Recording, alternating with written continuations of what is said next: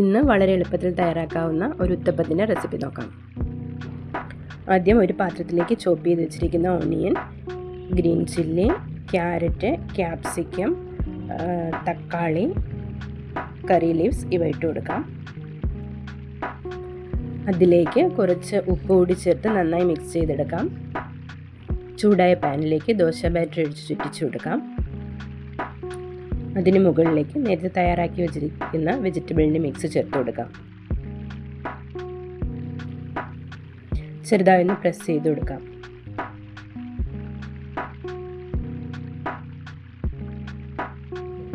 അതിന് മുകളിലേക്ക് കുറച്ച് ഗീ ചേർത്ത് കൊടുക്കാം.